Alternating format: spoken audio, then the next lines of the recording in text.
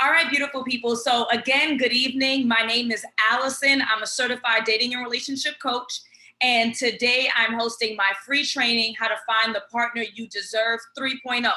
The reason why it's called 3.0 is because I've had two renditions of this training before. The last one was in January when we were still in the midst of COVID. So there was a lot of talk about online dating at that time. And then I had it like 6 months before that last September.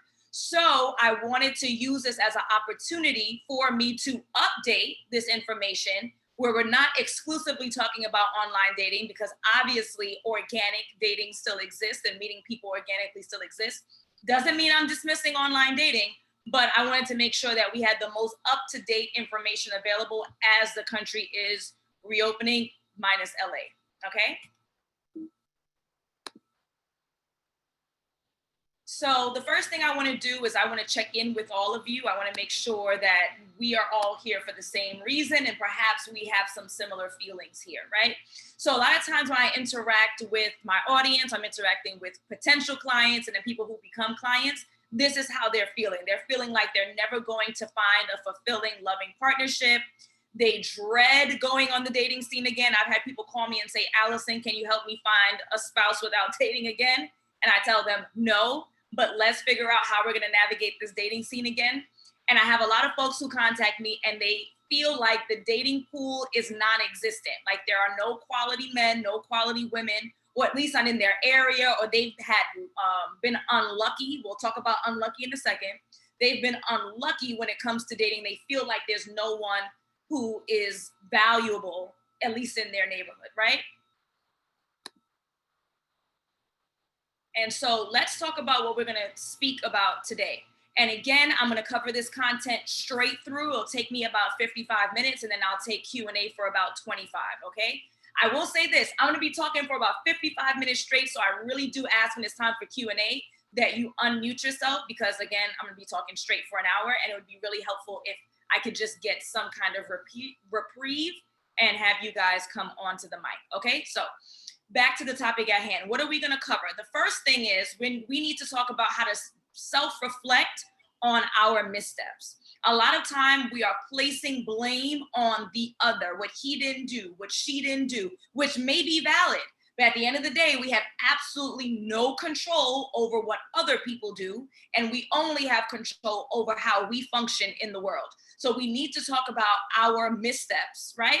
Number two is how to build yourself up to be the catch instead of us running and chasing after folks to do the catching. The last part, well, the second to last part, we're going to talk about how to sit back and allow love to come into your life. So that's a lot of like mental work. So we're going to talk about like mindset, right? That's the first half, because you will not be successful in anything in life, period, if you don't believe you have the capability of doing so. And it might sound like hoity-toity, but it is the truth. If you don't believe, you will never do the work necessary to execute. And then the second half of our training is going to be literally, how do you find a spouse? Literally, how are you successful on the dating scene? I'm a very practical person. I like concrete steps. So yes, mindset is valid, but we also need to talk about practical things that you can do to position yourself to find the partner you deserve, and then we'll talk about next steps. Okay, so who am I? Some of you may have found me probably on Instagram. I'm not a really big fan of Facebook. I do run some ads on Facebook. Maybe a friend shared a post that they liked of me, and so you decided to take a follow, and you decided to dedicate some time this evening to meet with me, right? But who am I? I have 10 years of counseling experience. I have a master's degree in mental health counseling, and I am a certified dating and relationship coach. So that's the professional element of who I am, right? It's imperative, and I think that a lot of us have learned recently in regards to the dating and relationship space, it is imperative that we're talking to people who are knowledgeable, who have the experience, and who have the training. We're not listening to folks who sound good. We're not listening to folks who look good just because they look and sound good, right? You want to be able to have some kind of trust in whoever you reach out to, either for free 99 or paid 99. You want to be able to know that who you're reaching out to actually has the training and the expertise, right? That's the professional side. Then the other side of me is that I am a newlywed. Now, I don't know how long by definition a newlywed is. It might be a year. My husband and I are coming up on a year, but this is our COVID wedding. And something I never share with anybody, which very minor details. So if you look at the photo and you look at my veil, you can see like there's two pieces of lace that's like slap in the middle. It's supposed to be the shape of a heart. But what happened was is that I actually made my own veil and I mistakenly put a hole right in that piece. So that I took a piece of lace and I cut it out into a heart shape and covered it. So little inside track about the stress of a COVID wedding and making your own stuff. Anywho, all right, so let's talk about you. I need you guys to promise me something. I need you to take action. If you've been following me for any more than a day, you know that that is what I'm about. I am about taking action, whatever action looks like to you. I am not a proponent of people waiting around. We're not hoping and praying, not exclusively, right? Like we're putting in the work. If you say you want to lose 10 pounds, then I need you to put in the work to do so. We're not going to just complain about our circumstances and not take action. So I want you guys to promise me in the comments by giving me a thumbs up, by raising your hand, that if you find anything valuable from what we discuss in the next 50 minutes or so, that you are going to take action. You're not going to sit here on a call with me for the next hour, right?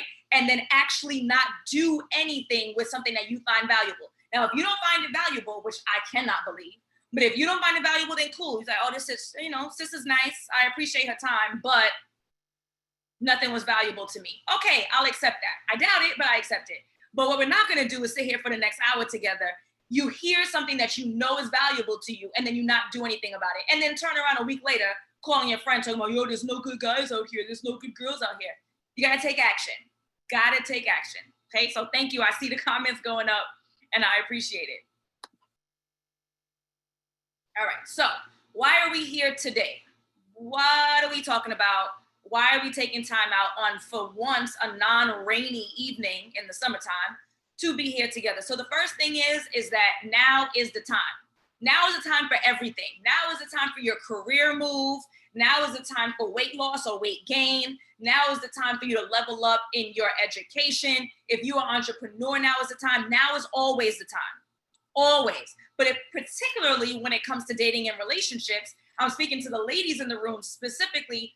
If you are looking to have children, either for the first time or more children or children in wedlock, whatever that might look like for you, biologically, you don't have time. Biologically, time is of the essence. And I know it's not nice. And I know that, we don't want to hear this. We get constant pressures from society, constant pressures from our family. As someone who is going to be 35 in about 6 weeks with no children yet, right? I get it. Coming from a Caribbean background, I get it. All of my other friends having children, I get it. However, even though it's uncomfortable and we don't like it and it's annoying, it is a scientific fact. There are biological limitations that women have that men don't. And I theorize that that's one of the reasons why we're finding that women tend to want to settle down earlier than men do, because they just know that they're not necessarily as pressed. This is a scientific fact. So it's not that I'm trying to pressure you. This is the reality of the situation. That's for those who want to have children. And I know there's some gentlemen in the room too. So I'm sure there's some folks who don't. So let's talk about the other side of the coin, right? The other side of the coin is that new relationships are starting every day. Somebody's getting engaged today and tomorrow and the next day. And so we're talking about, there's no quality ABC, 1, 2, 3, boys, girls, whoever, right? They are. But every day that passes that you're not taking action and getting back into the dating scene and dating strategically and dating with intention is another opportunity for somebody else to be snatching up who could have potentially been yours. Now, if you believe that there's only one person for one person on this earth, which I don't, then what I just said is you won't agree with, right? I don't. I think that there are many people out there that you can have an amazing, fulfilling, lifelong partnership, marriage, whatever you want out of your life with. And if just logically, every day that passes, we're wasting more time with finding that person. So we have to take action. Just like I said, with everything in life, we got to take action. Okay. What else? We're getting older. We're looking for reliability. When we were in our 20s, All right, we're having fun. We're going out with our friends. You meet a guy, you meet a girl, you meet whoever. You're having the time of your life, right? Now you're slowing down. You're looking to build a foundation. You want someone you can rely on. You want someone who's going to build with you. Now, I am confident that all of you on this call are able, more than able, to build your own lifestyle exactly the way that you want it. I'm sure you're able to finance the lifestyle that you want. I'm sure you are capable of experiencing life the way that you want. I'm sure, right? Because that's the kind of people I attract. Like, my audience are people who take action. My audience are usually college educated, or they've positioned themselves in a career where they do well, right? If they don't have formal education. Point is that building an empire ain't cheap, right? It ain't cheap and it ain't easy. So if it ain't cheap and it ain't easy, and you're in a position to partner with someone who is like-minded, then why wouldn't you want to? I want a partner. It makes life easier. I can bounce ideas off of people. I can share my next steps. I can literally put together funds to build a life that we want. I want partnership. Okay. Now, this training is for you if. So if you're still wondering, oh, I don't know if this is right for me, is she really speaking my language? I'm not really sure. If you're looking for a committed relationship, then you need to stay, right? If you tend to self-sabotage your relationships, then I'm gonna need you to stay.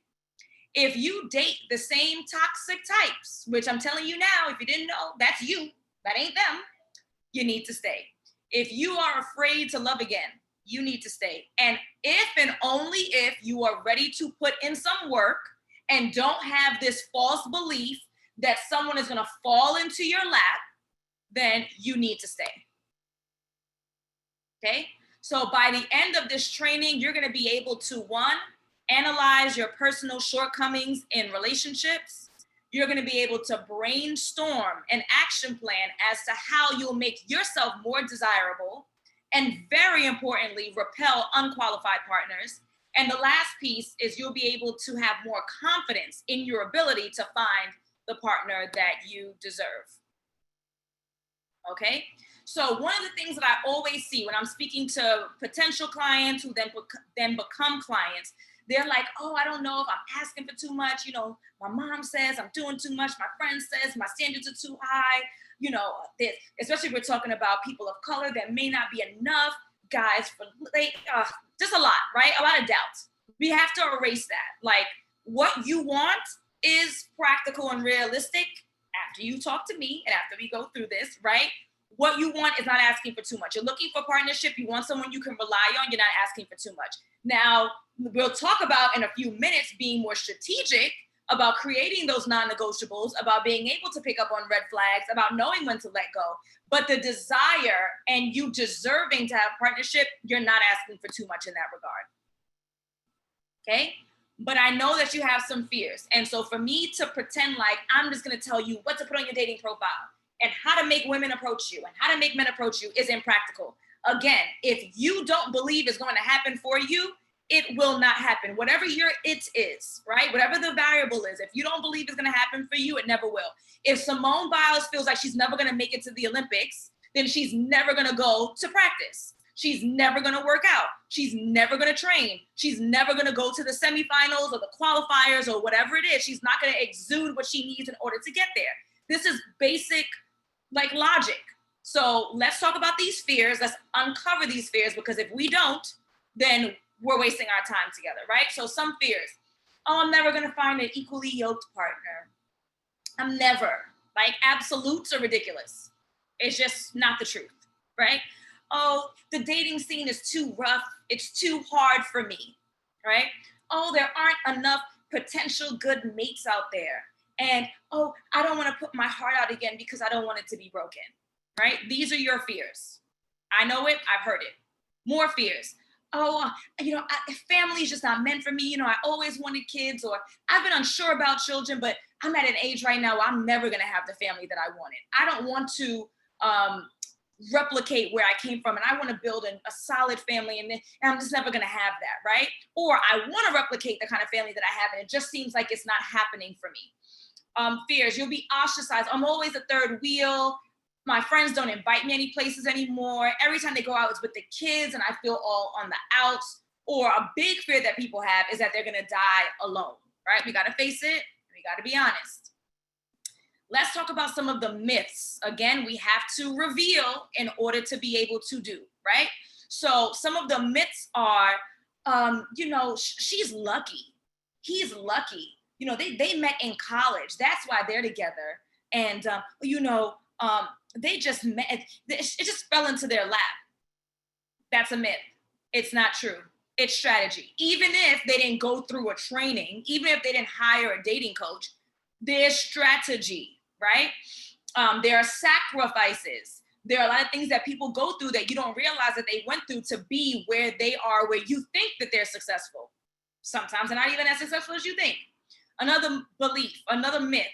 Oh, it just seems like I'm gonna have to go through struggle love in order to be successful. And I don't know if some of you are familiar with that terminology, but it's this idea that in order for you to have success in your relationship, you have to go through some kind of difficulty before. Somebody gets locked up, somebody has a baby on someone outrageously cheats, like someone is abusive, and then they get it together and finally we can be successful. No, that is a myth. That may be in our movies, that may be in our media, but that is not a fact. That is not something that is a must in order for a relationship to be successful. I can tell you based on my personal experience and the experience of dozens of my clients that that is not the case. And I'm sure you have plenty of friends and family who can reiterate that. You do not have to struggle. It's not luck. You don't just bounce into a guy on the street and, drop your books and he picks them up and you look into each other's eyes. Like, no, it doesn't have to be that. And it's probably not the truth. So I'm going to tell you the truth, right? So the truth is that you can have strategy. The truth is that you can come into the dating scene healed, renewed, and ready to love.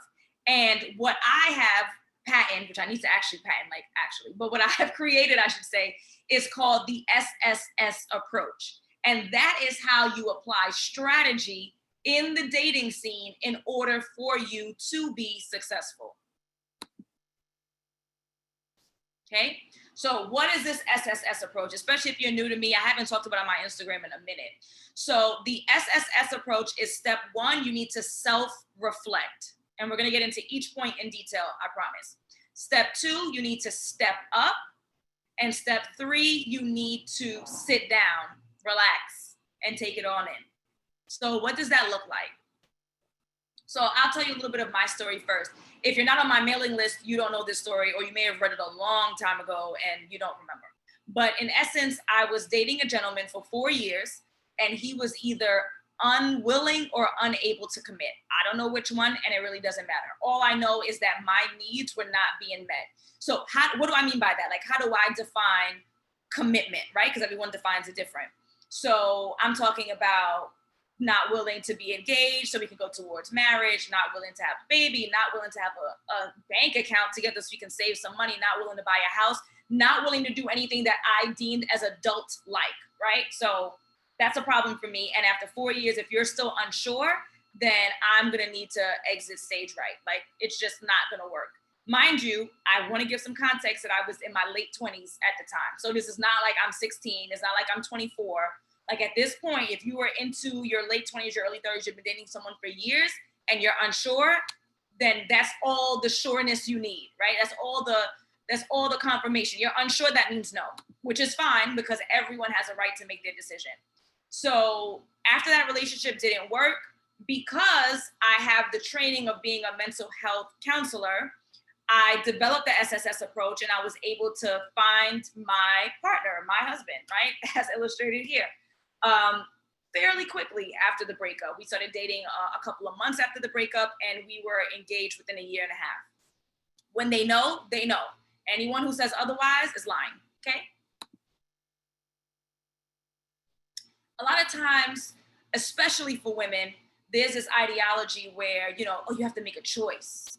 And, if you choose your education, then you're wasting your best years of when you're the most beautiful and youthful and perky. And so you better not choose education or career.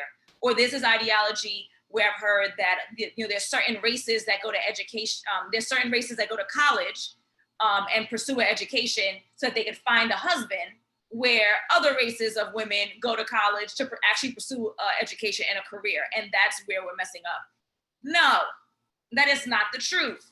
You can have it all. You can have education, you can have the career of your dreams, and you can find a partner, and you can be a good parent. You do not have to choose. You need to have a good balance, but you do not have to choose between your career and a partner, a career and children, your partner and you don't have to. If you have the right partnership, you can balance it all. So let me give you guys an example of one of my clients, right? So one of my clients, she liked guys who, I mean, I don't want to say it, but that's what's on the screen, right? That's just out of her league, right? Like, she's dating guys who would look right past her and right through her. She literally was dating, like, going after like the model types, which is fine to have a type, but if you've been single for X amount of years chasing after a type that's not interested in you, then we need to reevaluate what the standards are. Or you're dating these types, these model types, and then they're not looking for anything more than just to lay with you, and that is upsetting to you, then we need to reconsider, right? So what do we do? So we're back to this SSS approach. Like I told you, I'd break it down. So if you have your notepad, you have your pen, this is the good stuff, right? This is the mental piece. We'll take a little bit of a break, and then we're going to transition to the practicality. So self-reflection. The first thing I needed to do with my client is self-reflect on two parts. One, where did she go wrong in her former relationships?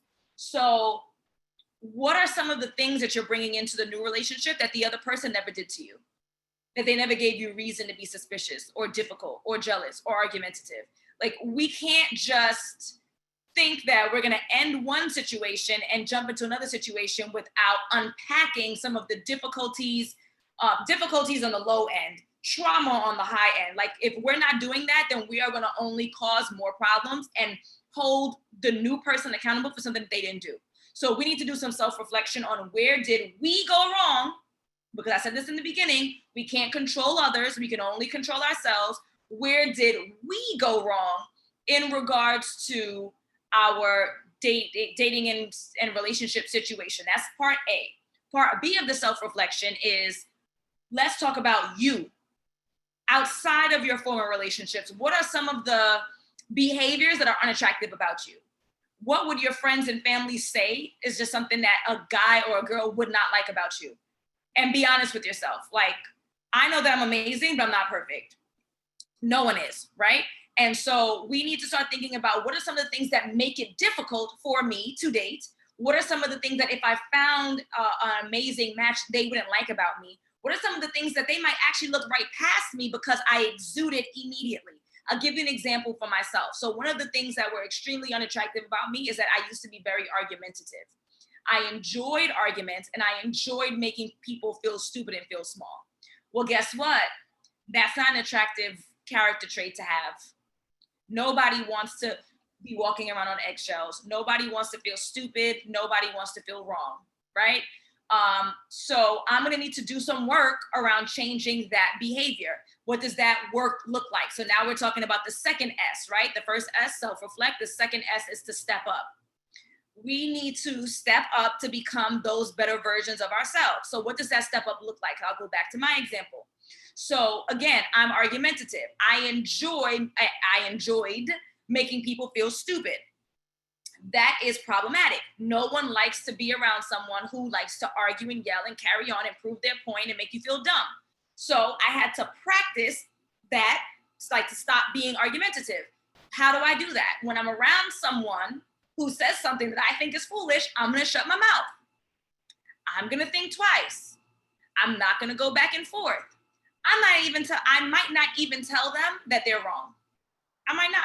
Because why? Why is that so important to me? It builds up my own self-esteem. That's not a good thing to have. Shut my mouth. I'm not going to engage. I might Google it. Maybe I'll send them a screenshot. I'm not going to go back and forth with you, because that's an unattractive character trait to have. So we talk about, oh my God, there's no good guys out here. There's no good women out here. I can't find any. Maybe they see you and they don't like you. Maybe they're seeing you and they don't like you, and not like your appearance, but your attitude. I know for me, I'm from Brooklyn. I talk about this all the time. I have a Caribbean background. I am accustomed to being out. Like, I got to go. I don't have time, right? So if I'm giving off an energy that I don't have time and I can't talk to you and I'm unavailable, I have a nasty look on my face because I don't want to be approached, I don't want to be bothered, then guess what? No one's going to approach me. Let me correct that. Those who will approach me are the ones I don't want to be approached by. Those are the ones who can't read the social cues and are awkward and don't pick up that I don't want to be approached, and then they're getting on my nerves. But the ones who are want to approach me, why would they? I'm rushing, I'm going, I'm busy.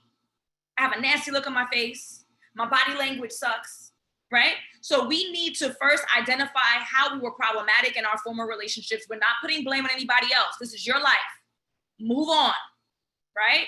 And if you need help moving on, click the link in my bio on anything, Instagram, Facebook, whatever, download my ebook, move on. We can't stress about what somebody else did or did not do. That will not serve us. What we're going to do is work on us. So one, reflecting on where we went wrong in the past so that we can change those behaviors. And two, thinking about us as individuals. What are some of the character traits that are undesirable about us, and change it so that we can attract the people that we want. It's not that there's no one out there. It's that sometimes what we exude is unattractive and they don't want us, right? Stepping up to change the behaviors, actively practicing those changes. I have a client who, she has a hard time saying no, and then she gets herself in a really tough spot, and then she's annoyed about those circumstances. She knew she should have said no. She didn't say it, and then now she's out of money, out of time, out of whatever, unappreciated. Guess what? Practice no, literally. Go in the mirror, no. No, no, no, no. Whatever it takes so that you can start telling people no. Because when you put yourself in those positions and they take advantage of you, whose fault is it? Yours, not theirs. It is your obligation to do what's right by you to become a better version of you and a happier version of you. That's the step up, right? So to go back to the particular client, dating these guys that are like gods, right? Who either look right past her or only use her for her body. So we need to talk about why that is important to you. Like, why is it that the surface looks of someone is so important that you're looking past some of the key things that actually makes a relationship work? That's the self-reflection. Stepping up to changing. Now, it doesn't mean that she's dating ugmugs, but she's looking at quality over the outside external thing, right? And then sitting down. Sometimes I call it sit back. So I apologize if you hear that interchangeably. Now I need you to sit back. Now I need you to chill out. I need you to stop chasing. I need you to stop. And this doesn't mean that women, specifically the women, I know there are men in the room. It doesn't mean that women can't say hello, but you're not chasing after. You're not texting a whole bunch of times. You're not calling. You're not asking, when are you going to take me out on a date? If they want to take you on a date, they would have asked you, right? Sit back, allow the walls to fall, right? You're doing the work to become a better version of you. You're letting go of the baggage that you've collected over the years in your former relationships. You're letting your guard down. That's what the sit down looks like. And allowing love back into your life by not prejudging others and assuming they're going to do the same thing that somebody else did to you in the past. Okay? So we looked at her priorities. Remember, her priorities were the facade and not looking at for any depth whatsoever, and then being surprised when these Playboy type guys played her. So we need to rethink our priorities, which is what she and I did. We did that self-reflection piece. Why is it so important that she's dating these guys who are so attractive and then not considering their behavior the way that they treat her? Like, where's that stemming from? Is it a childhood thing or what have you, right? And so we did a deep dive about that.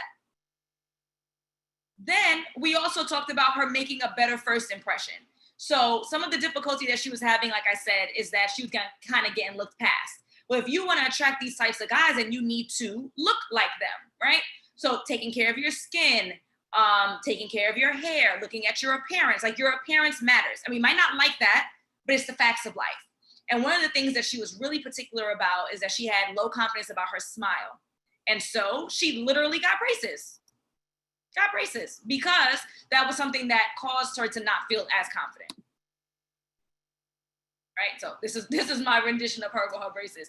And now she had a lot more confidence so that when she went back out into the dating scene, Either she's dating these Adonises, which is her choice, fine. I need you to qualify them to make sure they're good people. But just in general, when you're walking out with so much more confidence, you're going to be exuding the energy to attract like-minded people. Okay? And the last thing is sitting back. Like, sit down, relax, chill, allow those walls to break down, allow love back into your life. If you are putting up a force that's going to block people out, they're going to be blocked out.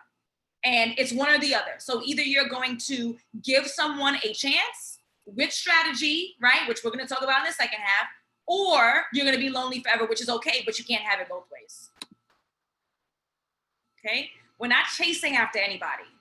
Doesn't mean you can't introduce yourself, but after the introduction, if they are not interested in meeting you where you are, if your text messages are this thick and their text messages are this thin, they're not interested. If they're unsure about setting up a date, they're not interested. If they can't find time to call you back, they're not interested. And that's A-okay, because there's going to be plenty of people you're not interested in either. Everything is not a perfect match, right? There are plenty of matches out there for you, but plenty of folks you don't like. Just like you don't like plenty of folks won't like you, and that's A-okay. We're glad that they are not wasting your time. I love the idea of being rejected immediately, rather than being rejected 6 months down the line, 2 years down the line, 10 years down the line. Reject me, please, now, so I can move on. So I said all of that, and I'm sure some of you still have your doubts, right? So let's uncover that. You're still thinking, oh, I don't want to have to start over, and I hear what you're saying, Allison, but no, really, there really isn't anybody in my town. Like, I know what you're saying, but really, there's nobody there. Or, I don't have control. That's another big piece. Oh, I don't have control. Like, I don't know. Like, I can't make anybody want me. I can't make a relationship work. So let me tell you, you actually do have a hand over your love life. And I'm going to tell you why. If you are successful and you were able to complete a degree, you think you did that all by yourself, but you didn't. You didn't do it all by yourself, right? There was some professor who liked you when you had to over tally to get into the class when it was filled. There was some advisor who looked out for you, who advised you. There was somebody in the office who signed off on your graduation. Your parents who allowed you to live in the home rent-free while you studied. People had a hand in your success. If you are successful in your career, somebody hired you the first time, even though you had no experience. Some supervisor appreciated your work, and then they put up for you to get a promotion. Maybe you got a small loan of $1 million, like our former President Trump, to start your business. Whatever, someone helped you. You are not an island. You did not grow up in the Amazon. There's been some assistance in some form or fashion. So this idea of, well, I was successful on my own in my business, and I was successful on my own in my education, but this is different because I need someone to meet me 50-50. No, you've had help.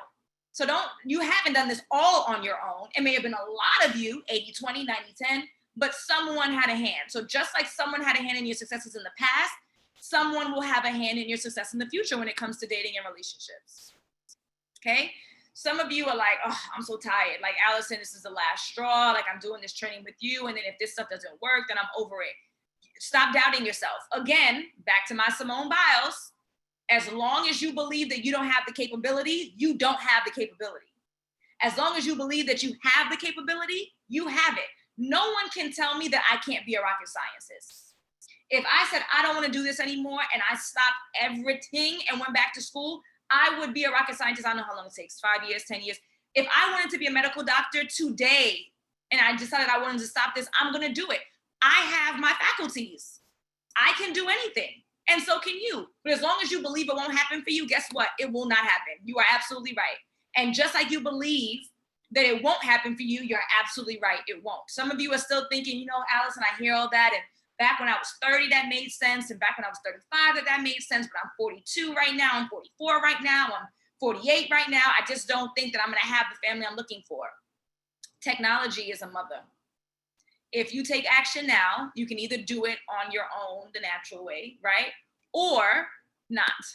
But in some form or fashion, you can get it done if you want it done, okay? And again, these myths, I need you to get it out of your mind. I don't have control over the guys in my town, the girls in my town. I don't have time. I'm so busy with work. Whatever you want to do, you'll make the time. If you want it, you'd make the time. If you really want it, I should say, you would make the time. So we need to stop with the excuses. And something's wrong with me. Nothing's wrong with you. We all need to put in work to become better versions of ourselves, but nothing is wrong with you that makes you unworthy. So we got to get that idea from our minds. And I'm going to tell you the truth. You can craft the life that you want. You have the ability to craft the life that you want. You craft it with your education. You crafted it with your career. You've crafted it with choosing your friends. We don't choose our family, but we choose who we talk to in our family. You have the ability to craft the life that you want. You do. I'm telling you, if you ain't believe it, right? You can manifest it. Now, I'm not talking about manifestation with crystals and stuff. I ain't hating on the girls who do the crystals. I'm not knowledgeable, right? I just don't know. I'm talking about manifestation in terms of putting in the work necessary to get to the goals that you want.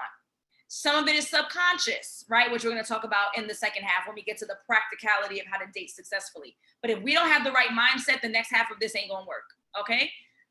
You can manifest the life that you want. You can manifest the partner that you want. You can do it by putting in work. Yes, they say that relationships are work. You do have control. You do have the time, and nothing is wrong with you. Nothing. I'm going to tell you briefly about another client that I had, high-powered, very successful, financially well-off client. This was her problem. Number one, she chose mates who were unwilling to commit over and over and over again. She'd say she's unlucky. I told her she was not being strategic. She wasn't asking the right questions. She wasn't eliminating people immediately in the game. That's the problem. She chose mates based on potential and not based on reality. We are too old to be dating people on what we think they could potentially become.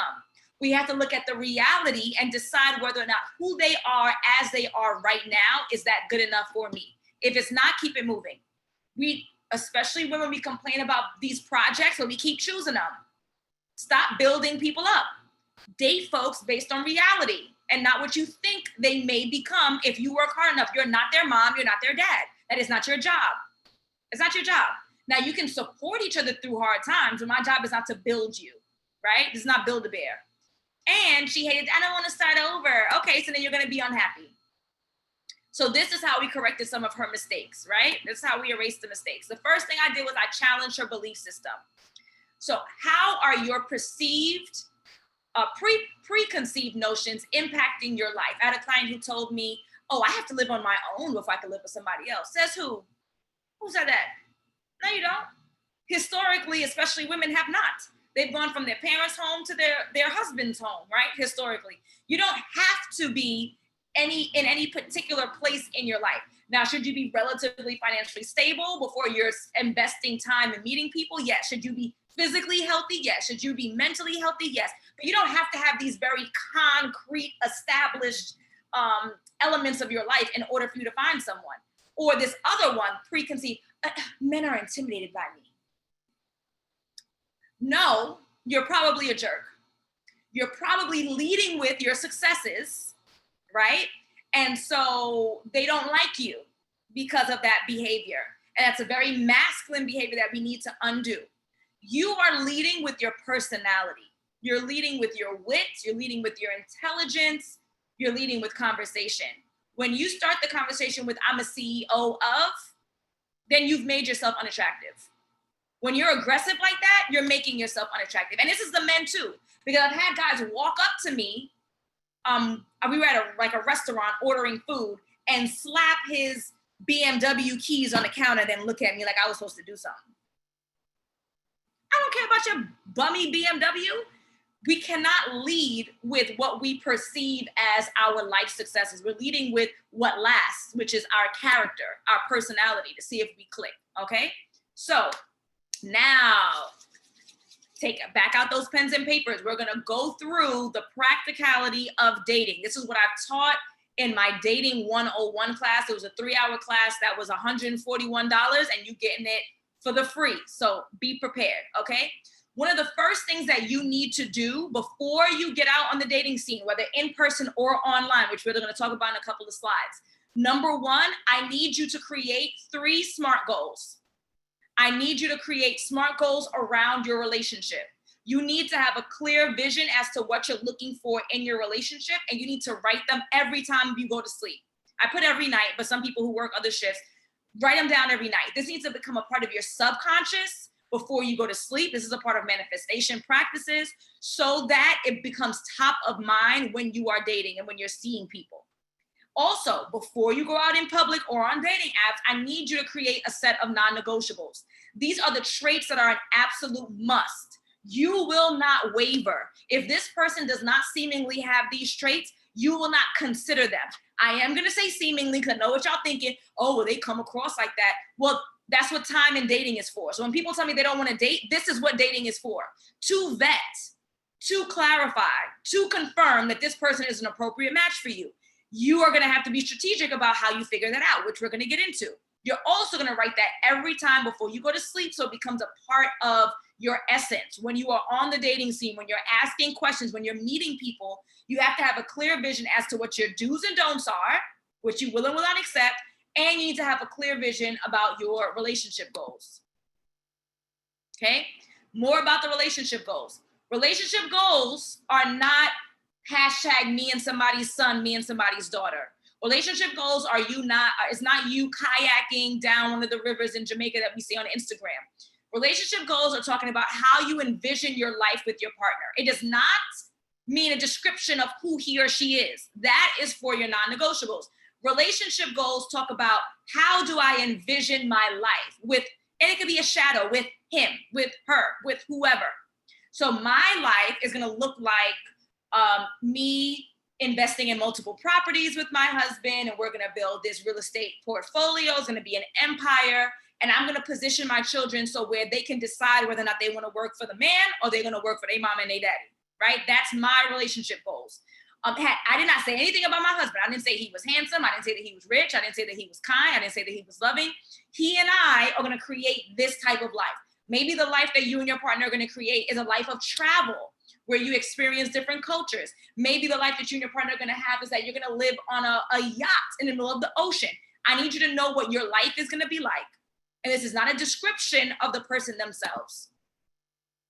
Now, the non-negotiables.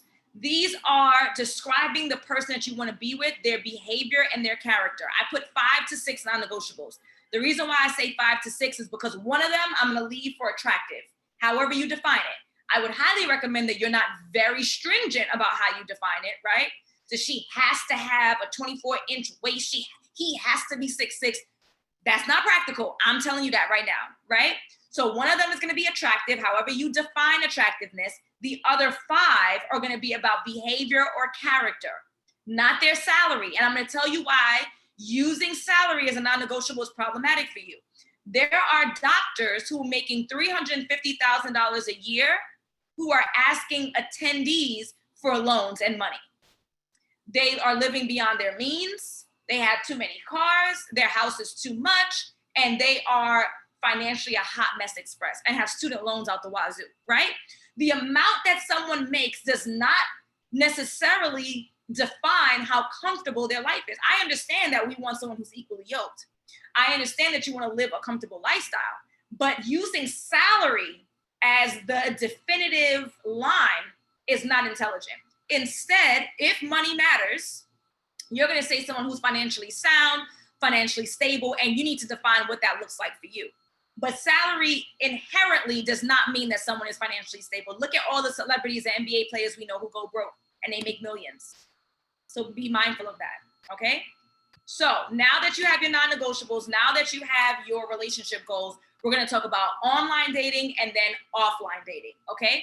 So online dating, how are you going to attract people? How are you going to optimize your dating profile? So the first thing is, again, knowing exactly what you're looking for in a mate, because you can have the best profile and then people are contacting you and you don't know what you want. You're going to be inundated with people that are not appropriate for you. Next thing, I need you to have clear photos of you and only you. 5 to 6 photos, some of them close up of just your face, some of them your physique. You need to know that whoever's matching with you knows what you look like, so you're not self-conscious going out knowing that he saw pictures or she saw pictures from 10 years ago, right? And no comparisons. I don't need pictures with me of my pretty cousin or my ugly sister. I don't have any ugly sisters, but you get the point. You and only you. Okay, what else? 3-line bios. And most of you ladies are ladies on here. Men aren't reading them. So to make them long is a waste of your time. However, you do want to have some content. So your 3-line bio or about me is going to have your name. Hi, my name is Allison. I am really interested in travel and I'm a cheerleading coach. And I'm on Bumble because I am looking for a long-term relationship that leads to marriage. 3 lines. What men tend to do is that they look through photos, they like a photo, they'll send you a copy and paste message, hey, good morning, whatever. You respond, the few that do, right? Because they're throwing out like a wide net. The few who respond, then they read your stuff and see whether or not it's appropriate. That's usually the tactic. So put something. If you're putting a whole long story, nobody's reading that, period. So we have the photos, we have the 3-line bio, and then from there, you have the prompt sandwich. What does that look like? So what I shared on that class, that was $141, you're getting it for the free. Make sure you're writing this down. They're gonna ask you prompts. A perfect date looks like blank. My 3rd grade teacher would say blank about me. You're gonna make a prompt sandwich, 3 parts. The first part is gonna be nice and easy, real soft.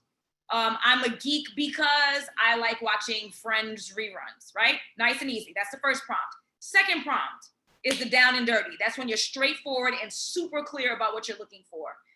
One of my non-negotiables is blank. Do not give them all away because people will pretend to be something that they're not to get access to you. But something, I am on this dating app because a solid relationship looks like super clear. Like I'm here and I'm serious. I'm not here to play with you. You're not going to use that tone, but that's what the message will be. The last one, again, soft. My favorite memory with my mom is that we used to go to the beach. Whatever, right? So again, the prompt sandwich that's what it looks like. Soft, hard, soft, okay? Now, let's talk about in-person interactions, which is not as targeted as online dating. I'm a huge proponent of it if you are strategic. But I know some of you are gonna push back, and I know some of you who are really smart are gonna use both tactics at the same time, okay? So what does in-person interactions look like? First of all, and I put it in bold, and it's the only thing that's in bold out of this entire presentation, that is 64 slides. You need to go out. No one is going to walk into your house unless it's the plumber, the electrician, or a burglar.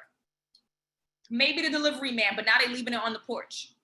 You cannot say, Allison, I don't want to be on dating apps. I want to meet people organically, and then say, well, I'm not going out though. Good luck, you'll be alone. Learn how to knit, get some cats. You got to go out. If you're not going out, you're not going to meet people. So that is an absolute must. Again, the only thing that is in bold for this entire presentation. If you're not going out, then you are hurting yourself. Get it together. Next thing, keep in small groups, please. Gotta be in small groups. And I'm speaking to ladies specifically. If you are going out in large groups, I'm talking about groups of like 3 or more, it is intimidating for men to approach you. And no, they're not beta men, right? They're human beings. So if they have me by myself at the bar, they have you and 3 of your friends at the bar, who's an easier, I don't want to say the word target, but person to reach out to, right? Me. I'm easier. It's only me. If I reject him, it's quiet. It's only between he and I. If the 4 of y'all reject him, it's maybe loud and it's extra embarrassing. It's embarrassing times 4. If he wants to buy me a drink, it's 1 drink. If he wants to buy you a drink, it's 4 drinks. And forget about if there's a girl who says, it's girls' night, we not trying. Or, and I don't know a clean version for this term, so I apologize in advance, the cock blocking friend who wishes that she was getting the attention and you're getting all of it and saying, no. Go out either by yourself, or if you don't feel comfortable, don't feel safe, find a friend. Going out in large groups is problematic. Same thing for the gentlemen, because I know that there's at least one guy on here. You're going out in large groups. First of all, women don't want to approach guys when they're alone. You think you're going out in large groups and a woman's going to approach you? Good luck. Ain't going to happen. Ain't going to happen, okay? Please monitor your nonverbal. So even if you are by yourself and your arms are crossed, you're rubbing your head, you're giving folks the impression that you don't want to be approached. Remember, we talked about this, right? I'm from Brooklyn, Caribbean background. I understand the tough face. However, that tough face is going to get you in a position where no one's going to approach you, as they shouldn't, because they are reading your energy and reading your nonverbals, right? The last thing is you got to slow down. You're in the supermarket, slow down. Laundromat, slow down. Subway, slow down. If you are in a rush, people are reading those as nonverbals that I can't approach her. She's running to the train. Now, that might not be very practical every day because some days you are late, some days you got to go. But just keep in mind, when you are rushing task to task to task, you are putting out the energy of I'm too busy to talk to you. Then you're surprised, oh, I dressed up so nice to go to the supermarket. Then I went to the laundromat. Then I went, and no one approached me. Yeah, because you're mad busy. How can they? Why would they? Right? In-person interactions, part 2. Women, ladies, you can do some of the approaching. It will not kill you. What don't kill you make you stronger. If they're by themselves, if you're reading the body language that it's safe, that they seem like they might be giving you the eye, do some approaching. When you are approached or are doing the approaching, make it short and sweet.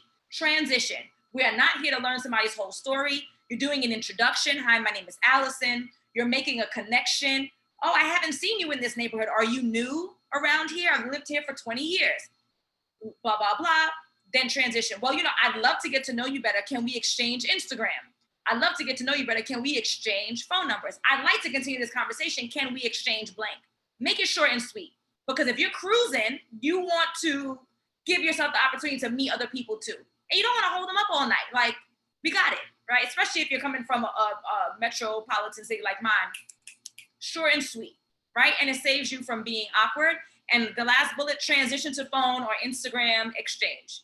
Usually not Facebook, because Facebook is usually more parent or family based. And you can always block them thereafter if it's problematic. Make it quick. Either when you're approached or doing the approaching. Women, you can ask for a guy's number. You can ask for his Instagram. It's 2021. We talk about we want equality, but we don't want to do some of the things that make us equal. Stop being a punk, okay? So now you have a choice. There's 2 roads you can, well, actually you have 3, but y'all all said y'all were taking action, so y'all only have 2 options. You can take the information I've just imparted. You can put it into action.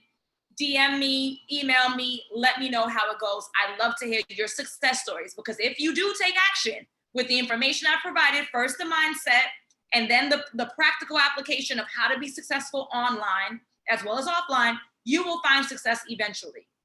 Another path that you can take is to work with me directly. So I'm going to tell you a little bit about what my program looks like, and then I'm going to take questions from you guys about everything: mindset, practical dating skills, and the coaching program, okay? So first, I'm gonna share some testimonials with you guys. I'm not gonna read all of it, but in essence, one of my first clients, this was in the midst of COVID, and she shares that she looks forward to our sessions every week. She looked forward to the homework that she had every day. Yes, if you're part of my coaching program, homework every day. And she was not dating at all for years after leaving her child's father. She actively started dating. She was having an amazing time, and that was in the height of the pandemic, okay? So transition from not dating for years to actively dating. Another client, she says the experience and journey has been lit. This was from, like, there's more, so I need a little context. Today's date, he wanted to go early, enjoy the sun and the nice weather. We had brunch at Suede, a restaurant in Brooklyn, and they walked the Brooklyn Bridge. So engaging, fun dates again. Okay, this is one of my favorites.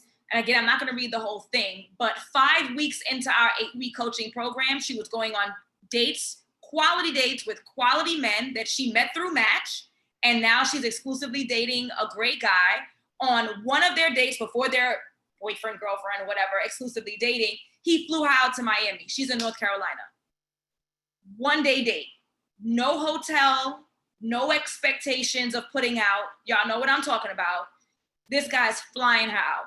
Now, I'm not saying that we all gonna have all these kind of great, amazing dates, but I'm telling you, if you are strategic with what I have presented, either with or without me, with me will be faster, with or without me, you can find the partner you deserve. She's an amazing woman, and she found an amazing partner, and they're actively dating now. It's been about 3 months since she left the program, and that is her boyfriend. I only like the word boyfriend, partner. I'm not 12. Okay, so what does this program look like? It's called The Partner You Deserve, the coaching program. It's an 8-week weekly session that's done through Zoom like this, either in small group, no more than 3 people, plus me makes 4, or on an individual basis. How do we do this? We have a 3-pronged approach. It's called the SSS approach. I already told you. that we are going to self-reflect. That's some of the program. We are going to step up. We're going to sit back and allow love into our life. And I'm going to walk you through, handhold you, be like an old school Bluetooth in your ear through the dating process, looking at your dating profile, making sure that it is set up appropriately, coaching you through how to introduce yourself to gentlemen, coaching you through how not to make the same mistakes over and over again, building the confidence necessary to exude that on the dating scene. So even if you're not approaching people, making it where people are approaching you, which is specific to your struggles, your needs, your strengths, your desires, okay?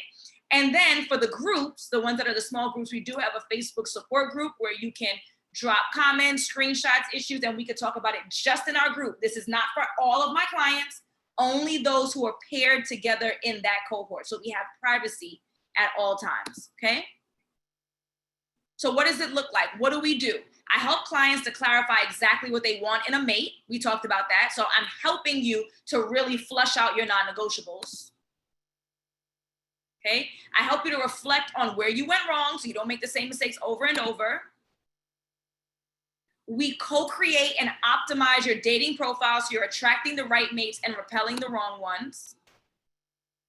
Building that confidence so you feel prepared as you enter into the dating scene. Now you have intention. Now you have focus. Now we're talking about how do you vet people? What are the red flags? How do you determine something's a red flag versus a pink flag, something that you just looking out for? Specifically, what questions do I ask to figure out whether or not this person is an appropriate match for me? Okay. And lastly, I help clients to emotionally and mentally prepare for commitment so that you're building the family you want, you're building the legacy you want, you're building the lifelong love that you deserve. Yes, you deserve it. Okay? So what is my program not for? If you're not interested in a committed relationship, I'm not the one for you. It's okay, but that's just not it. If you're not ready to face your fears and to challenge your belief systems, this ain't for you. If you don't take accountability for your life, this is not for you. And if you think that all men ain't this and all women ain't that, this is not for you. Okay, and I'm not for you. I do have my calendar open. So if there's anyone who's interested in booking a complimentary call, it's a 30-minute call to see whether or not this program is an appropriate match for you, whether or not I can help you, then you can go ahead to my Instagram and you can click on my bio to book a call. I have the next 6 days that I've opened specifically. It wasn't open, but I opened it for this training for you guys to book that 30-minute complimentary call. You can go to my website, alignwithallison.com, and also book a call by clicking on the Align With Me tab. All right. I do want to thank you for your time. As I said, it would be about an hour. I'm like an hour and 2 minutes. But at this time, I'm going to take questions about anything that you have in regards to dating or relationships. We have about 20 minutes together. I would really appreciate if you would unmute yourself. Maybe you raise your hand so we can have some kind of order. And then you can unmute yourself after I've called your name, or I can unmute you. And then we can really get to whatever specifics you may have. So the first hand that I see is, Miss Flowers. I don't want to mess it up. Angelisa?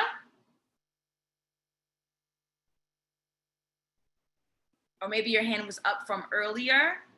Angelisa, I see your hand is up, but I'm not hearing from you.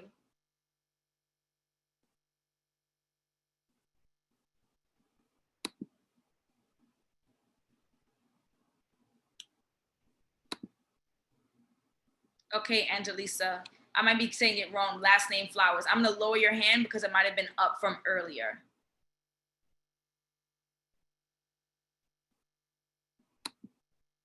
Okay. Oh, yes. We have someone, Gwendolyn. I hope I got that right. Miss Brooks. You can unmute yourself and share your question, please.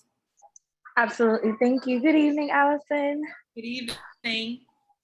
My question is pretty much just definitely with regards to wrapping your mind around that mindset of that you are worthy, that you are willing to allow yourself to open up back to the possibility of the dating and love and stuff of that nature. And pretty much when it came to your previous clients, especially when they were having those roadblocks and those unfortunate, circumstances or just doubt themselves, what are some advice or tips that you gave them that really helped them to really get themselves back into it, Yep. as you stated? That's an excellent question. And actually, I did an interview yesterday on a podcast where someone asked me a similar question, so I'm prepared. This is what I said and what I have said in the past. You are convinced, not you, but this person, right, is convinced that they will be unsuccessful. They are convinced because they've been told this: you'll never make it, you'll never find a husband, you'll never have a man. My mother would say, you keep your room like this, you're never gonna get a husband. I'm 12. Like, sis, are you for real? Like, right? So you've heard this language, or you've had experiences over and over again where relationships did not work. And so as a result, you begin to believe, well, clearly something's wrong, it's never gonna happen for me. So because you've had these thoughts, or because you've been told these things over and over and over again, you begin to believe it. You weren't born into this world thinking, I'm never gonna find a husband. You weren't even thinking about that, right? Until someone started to say it, or you started to believe it based on your experiences. And so what I tell clients to do is, just like it was done to them, they can undo it. You can undo your belief systems. So one of the things that I highly recommend are affirmations. Highly recommend them.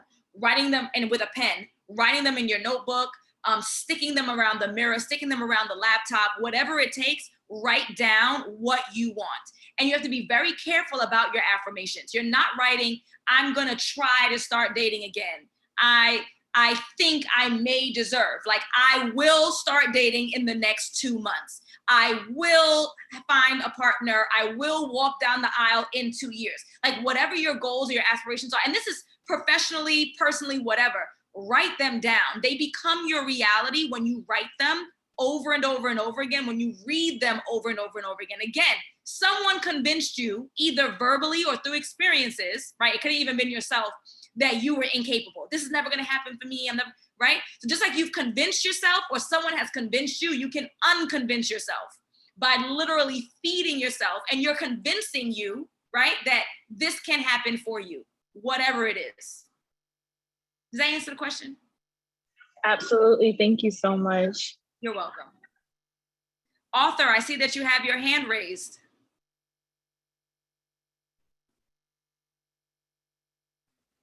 Hey, Allison, how you doing? I'm good. How are you? How can I help?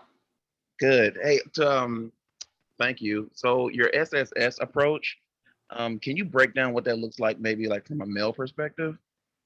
So it looks exactly the same, right? So as a man, you are self-reflecting on where you went wrong in your former relationship. So what didn't you do well? We're not putting the blame on anybody else but you.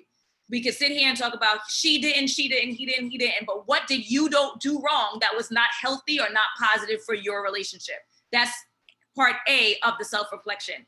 Part B of the self-reflection is, what are some of the character traits about Author that's undesirable? What would your friends say about you?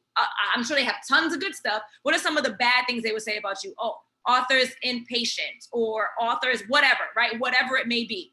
And start to change those behaviors. So that's self-reflection. The step up is changing the behaviors. So if they say Author is impatient, then you are going to actively begin to be more patient. When you're just about to tell somebody to hurry up, you're not going to say a word. When you are just about to, send a nasty email to someone because they didn't respond in a timely manner, you're going to rewrite that email. You're going to step up to become a better version of you. And then the last part is the sitting back. It's not putting pressure on yourself, allowing yourself to date multiple people, right? Because we're taught many times, you date one person, you marry that person, that's what you have for the rest of your life.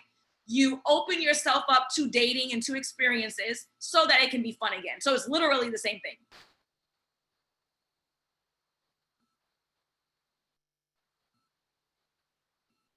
Any thoughts, Author? Okay, yeah, that's great. Appreciate it. Yeah, I'm thinking like maybe like in a social setting. So the reflection part is very important, sitting back and being able to like receive what it sounds like. Yes, absolutely. And that sort of thing. So I was just curious what that looked like. Yep. So that means when you have a wall up, if you had a wall up, right, then you are not saying, this woman's going to treat me just like the last one. The last one took advantage of me. She's going to do the same thing too. That's how all these pretty girls are. That's how they do. That's how they treat guys, right? It's going to be, I'm going to lower my wall. I'm going to give this new person a chance. She didn't do anything to me. I have no proof or evidence that this is the type of person she is, just because the ex did that doesn't mean that she will. That's the sit back. That's lowering the wall. That's receiving attention, affection, potentially love.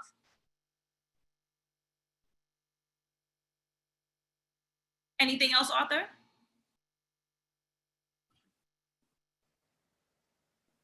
Let's see. Yeah, so okay. I'm thinking about social setting. So okay. What do you So it mean? just sounds Like, like just the second time you said social setting. So what do you mean specifically? Give me. okay, yeah. So like you gave an example of maybe going out with like a friend or a partner versus like a crowd of people. Yes. And like say say I'm at an event, right? And then I'm there, it's a lot of people socializing, and I'm there with a friend. And so, you know, you describe like you're sitting at the bar, you know, you look um you're positioned in a way that someone would want to approach you Yes. and that sort of thing. So, and I know that was like a woman's perspective, but I'm curious what that looks like with a man, right? Mhm. Who's typically initiating things. Right. So what it looks like for a man to have the energy that says, "Hey, I'm approachable. Come up to me."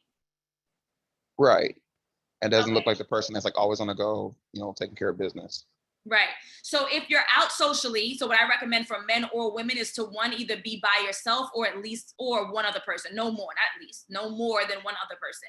So by default, that's the first level of being approachable. If you were in a large group, people are going to be intimidated and they won't approach you because they're afraid of rejection. They don't know what the other people are going to say. It might become a big ruckus. Ha ha, get out of here. We're not interested.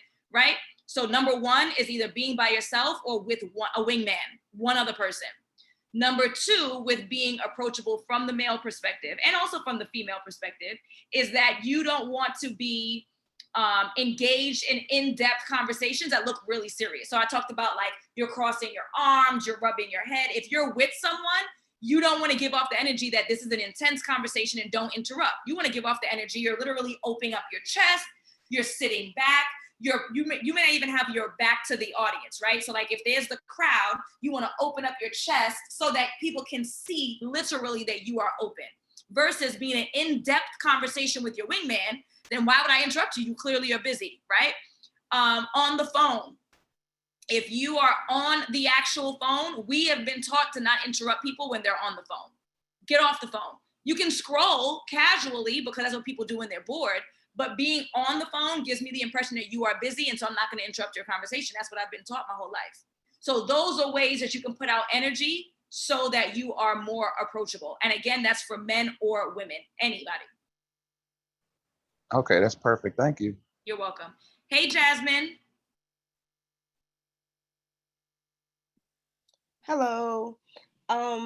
I was that was a great question, Arthur, and I kind of wanted to piggyback off of that because I kind of see where he was coming from in regards to like if you desire to be an intentional person, but then to also be, instructed to sit back and allow it to receive it, you can I know that they can happen at the same time, simultaneously, but they seem a little contradicting, especially, for a man's perspective or for even a woman that doesn't mind or likes to initiate, whether that's with men or women. Like how would we sit back and just be there at the bar by ourselves, ready to receive when especially for a man, and you also mentioned in the presentation was like, hey, women, we can approach men too, like don't be a punk.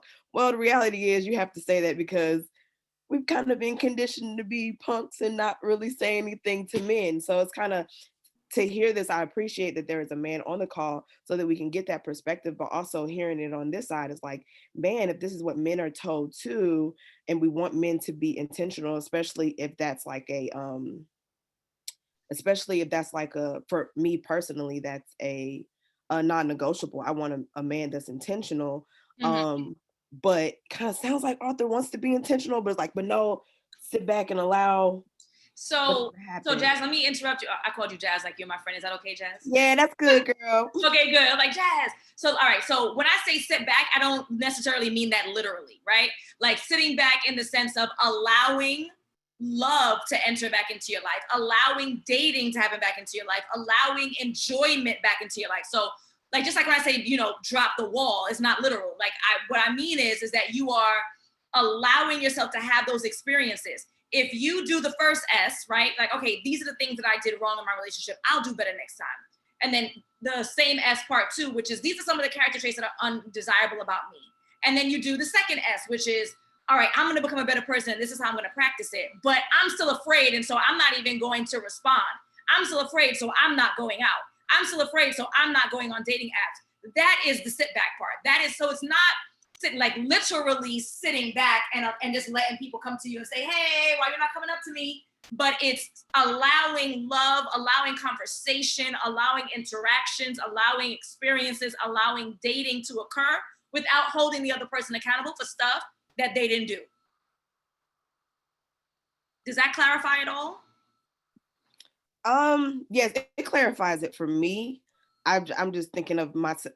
I'm also in the work of developing more of my feminine energy. So in my head, I'm thinking like, but that doesn't make sense for a man. But that's really not I'm not supposed to keep up with what it's supposed to make sense for a man. But like in my head, I'm just thinking allowing all these things for a man, but a man in this world kind of has to be intentional. He has to make those steps. Mm-hmm. So yeah, I get both sides. It's just it was just, I appreciate there being a man on the call so I can hear both sides and have something to think about within myself. So thank you for that. Thank you. Oh, no problem. So Jasmine, the other piece of that too is that I think you're defining intentional as a man is only intentional, or a man's example of intentionalism, if that's a word, is approaching you. Maybe he really didn't notice you. Maybe we are in a lounge and it's dark and people are smoking hookah and there's smoke everywhere and he really just did not see you. So I don't think that just because a gentleman didn't approach you, it means by default that he's unintentional. It really could mean that it's dark, it's crowded, it's whatever. He did not notice you, and not because you're not worthy and not beautiful, but things happen. Like, we don't have eyes everywhere. So just because a guy wouldn't necessarily walk up to you, it doesn't mean, at least the way that I define intentional, doesn't mean that he's not intentional. Correct. Yep, I agree. Okay. Miss Knights, you have your hand raised. Thank you, Jasmine, for that. Hi, Allison. How are you? I'm fine, thank you. How are you? Good. You can call me Nikki. So I just had two questions. Do you find that people when you have people do the non-negotiables between 5 and 6 and they're writing it every day, do you find that people change it over time and maybe begin to take things off and then reapply different non-negotiables to it? So when I work with clients, no, because we spend a whole 45 minutes going through, why is this important to you? How do you define it? How did you not see it in your life? How did you see it in your life as a child? And so we make sure by the end of the session that they are what they are. Now, it could be in life, as you're dating, you realize that there's a character trait that actually outweighs the other, but it wouldn't be a circumstance where you start to, I don't know if this is what you're insinuating, but like you start to get desperate, so you start to remove stuff off the list. It might be where it's, you know what, I just didn't consider this trait, and that really is more important to me, so I'm going to replace it. But relatively speaking, when I'm working with my clients, we don't change it because we spend a whole hour on it. We're sure that these are things that are an absolute must for you, and you will not waver. Yeah, not the getting desperate part. Okay. But over time, you may go through the dating scene and realize, there is a character trait that I didn't think of before, that I might want to consider swapping out for another. Yes. Okay. So not in a position of, oh man, I can't find a guy that has all this, so I'm gonna start dropping things. Nope, they're non-negotiable. We're not negotiating. Okay, got you. And then the last question was, as far as online dating apps, are there any that you suggest over the other, or do you recommend trying multiple dating apps? Mm-hmm. So what I highly recommend, and I have like a whole story on this on my highlights because it's a long answer. I do not have specific recommendations. I can tell you two that I do not recommend. One, like for sure, and hopefully this recording doesn't get out, I don't get sued, but Plenty of Fish. Like Plenty of Fish is a hookup app. If you're looking for something of value, most people on there are not, right? Another one I'm not crazy about that I have not heard success from my clients would be Tinder for that same ideology. But other than that, my recommendation is that I cannot tell you what's a good app or a not good app, and this is why. Depending on where you live, depending on the race of the person that you're looking for, and depending on your age. So those are the three things that really dictate if an app is good for you, right? If you are an older woman and you're in your 50s, then an app like Coffee Meets Bagel is not a good app for you because the average person on there is 35. Not that Coffee Meets Bagel wouldn't be a great app for me, because that's exactly my age, but it wouldn't be a good app for them. If you are interested in dating, let's say, Black men exclusively, right? That's your preference, and that's what you want to do. Match is probably not a good app for you, only because Match is the largest dating app in the country, probably internationally. And so the pool represents the population of our country, which white people are the majority. So those are the things that you need to consider. So what I tell people is, you're going to open up a window on your computer, and you're first going to Google top 10 dating apps in my city. And you put the city, Miami, New York, wherever, right? Then from there, you're going to take a couple, like the top 5 of those, and you're going to Google what is the age range for those 5 apps, right? Then from there, you are going to Google what is the racial makeup, because usually age, race, and location, the demographics, that's like the bottom. And then from there, you start to meet people and decide whether or not they're an appropriate match for you. So I cannot answer that question. I will tell you that I am a fan of Bumble for some people, some. And the reason why I say that is because I've had some clients who are like really good looking. And so when they post their photos, they get a ton of messages, comments, and sometimes they get a lot of inappropriate messages, right? Like I'm talking about like nudes and stuff like that. And it's very depressing, and it makes you not want to get on the app anymore. The beautiful thing about Bumble, if you're not familiar, is that it requires that women initiate the contact. So men cannot randomly send messages. They cannot randomly connect. You would relatively vet them through checking out their profile, and then you initiate. So the reason I'm a big fan of Bumble is for that reason. It puts more women in control. However, there are some women who don't want to take control. They don't want to take the lead. They don't want to be the one who initiates, right? Like we just discussed with Jasmine. And so clearly that app wouldn't be right for them. So I know that was a long-winded answer, but that's literally what it takes. What's a good app for one is not a good app for all. No, you answered that really well. That made sense, actually. I would have never thought of the fact that, the racial makeup and the age range and things like that. No, that was good. I'm good with that. All right. Thank you. Thank you. Yes, Miss Brittany, you have your hand raised. Hey, Allison, how are you? I'm fine, thank you. How are you? I'm good. When we talk about the self-reflection and the stepping up, I know personally one of my undesirable traits would be that I do have some masculine traits, some masculine energy that I am working on. However, do you have any recommendations for building that femininity when your masculine traits have been built over time as a survival mechanism? Mm-hmm. So they're like rooted deeply into my core. Yep. And can I tell you that you are me and I am she? Like I 100% get that. When you're coming from a position of survival, it is in your best interest to lean into your masculine energy, to be safe, to function in this world. I get it. I get it. I get it. And so let me tell you what I've done. So what I've done is literally go on YouTube. I literally, and I'm still working on it too. I literally have gone on YouTube and Googled how to become more feminine, because it's a lot more than just painting your nails pink and wearing shoes, right? Like femininity has a lot more to do with it. It really is a practice of letting go.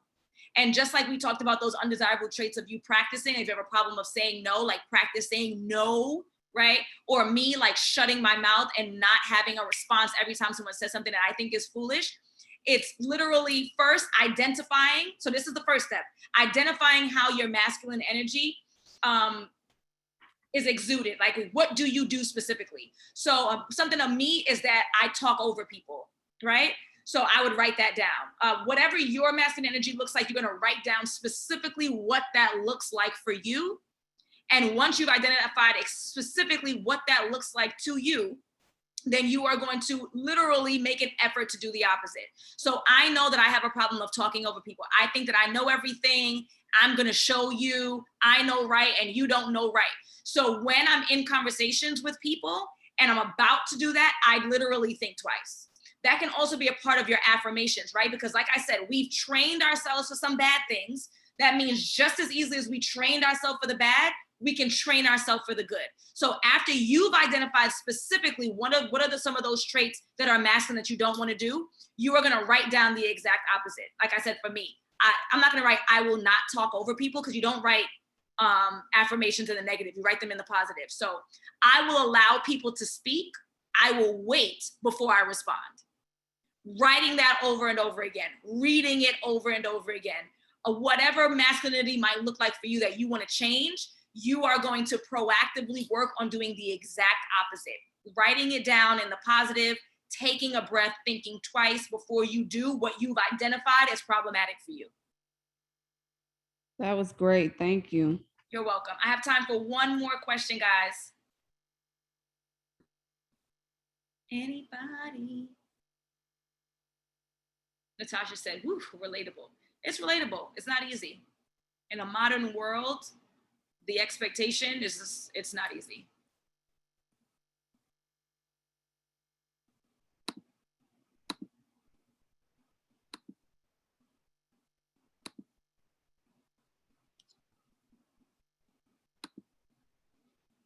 Well, okay, beautiful people, that wraps this up.